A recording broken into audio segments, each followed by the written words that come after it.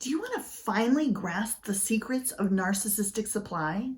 And even more importantly, make sure that you are not a current source of narcissistic supply right now? We're going to break that down in this video.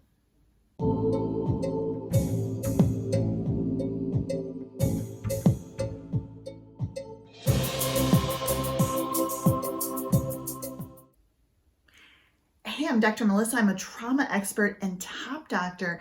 And in this video and on this channel, I help you identify the hidden narcissists in your life, identify the impact that they have on your life, and then turn that trauma and that drama into gold, becoming stronger and more powerful than you ever were before.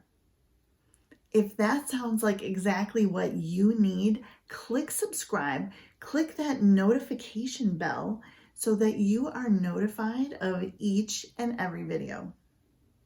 Today we're talking about narcissistic supply.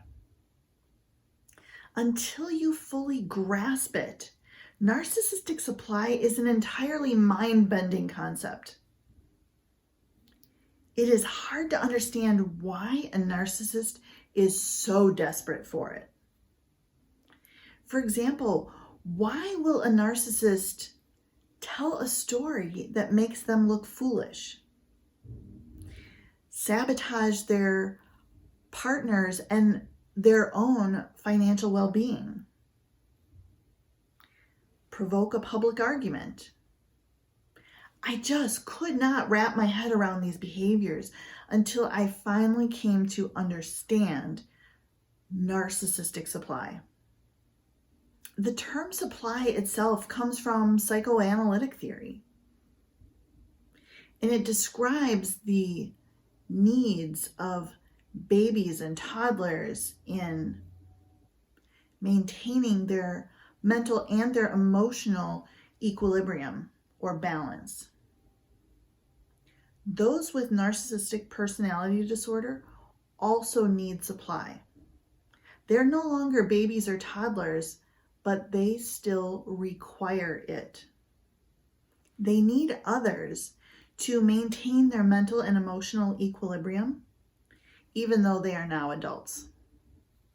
And because a narcissist lacks their own identity and is living as their false idealized self, a persona, not a person, they require others to affirm their self-worth, their self-esteem, their fragile ego.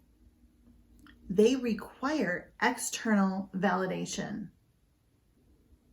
The narcissist's ability to regulate their emotions mirrors their current level of self-esteem, which is entirely supplied by others, by the outside world. And sadly, their disorder prevents them from being able to supply themselves to meet their own basic and essential needs. Narcissistic supply is like life force energy to a narcissist. It is absolutely required for their survival. Now, narcissists seek and receive supply in two different ways. The first is through ingratiation, making themselves more desirable to a source of supply.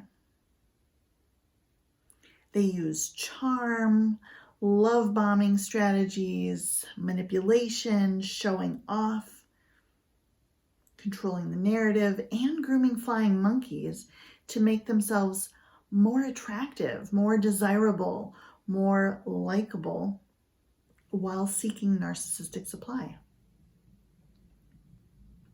And as a result of those behaviors, they receive praise, admiration, respect, validation, and attention, whether that attention is positive or negative.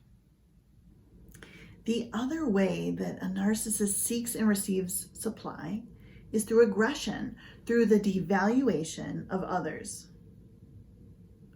Narcissists use passive-aggressive put-downs, belittling, the silent treatment, deflection, projection, blaming, dismissing, and other devaluation tactics and techniques while pursuing narcissistic supply.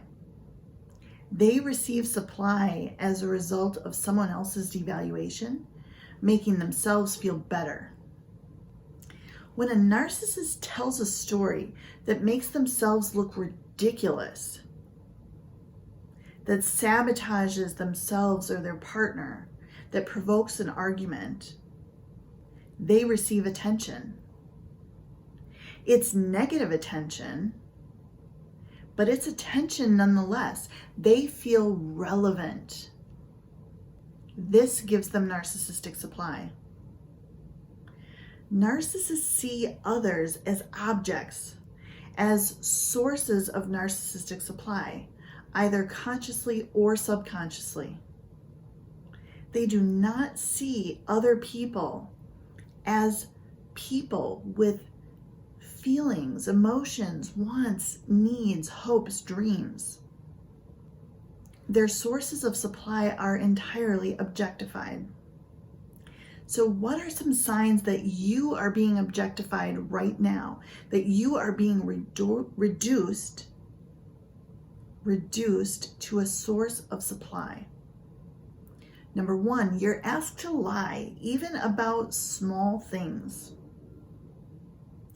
Perhaps they ask you to confirm that they were in the bathroom when the boss stepped by their desk, not at home in bed where they really were. Maybe they ask you to confirm that you were both late to a function due to traffic when there wasn't any traffic. Maybe they ask you to confirm a story you've heard 100 times, and each version of that story is different. The second sign that you are being objectified right now or reduced to a source of narcissistic supply is you feel like you're being buttered up. You feel excessively flattered. The narcissist is projecting their own need for praise and admiration, validation, attention onto you. And they will say things like, "Great job, I'm so proud of you." Or, "You're such an angel." Or, "Tell me more about you." The third sign that you're being objectified and used as a source of supply is when they tell you things you don't feel like you should know in confidence. They tell you the boss is contemplating firing your coworker, or that your neighbor's wife is jealous and controlling, or that your cousin was diagnosed with a sexually transmitted infection. The fourth sign is that you are being asked to provide sympathy and or reassurance beyond what would be expected for the situation. They will say things like, "I just don't know what I ever did to deserve this." Or, "Am I really such a horrible person?" Or, "How can I be so stupid?" The fifth sign that you are being objectified and used as narcissistic supply is when they expect you to believe something that is obviously false. Something like they ran an Olympic qualifying split in high school track. They dated a celebrity. They sold a company for $30 million. The sixth sign is that they buy excessive gifts, sometimes with written or unwritten conditions. Maybe they buy you an iPhone for your 3-month dating anniversary. Maybe they buy you a car for Christmas when you've been dating for a few months. Maybe they give you a piece of your grandmother's jewelry, an heirloom that has been passed down for generations when you've only been dating 6 months. The seventh sign that you are being objectified and used as a source of narcissistic supply is they provide comfort or support, yet you walk away feeling worse than you did before.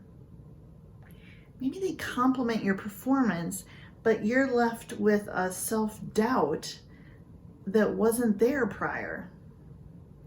Maybe you use your own outstanding interpersonal conflict resolution tools to talk through an issue that you have with them, yet you walk away with a list of things that are wrong with you and no resolution of the initial problem.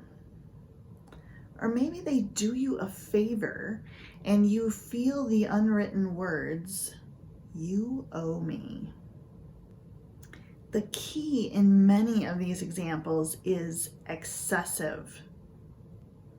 The situation makes you uncomfortable. It feels off. So what's the narcissist's defense if they are called out on any of these signs of objectification? The narcissist thrives on plausible deniability. Often when they're called out, they will brush off their actions with a deflection of personal responsibility.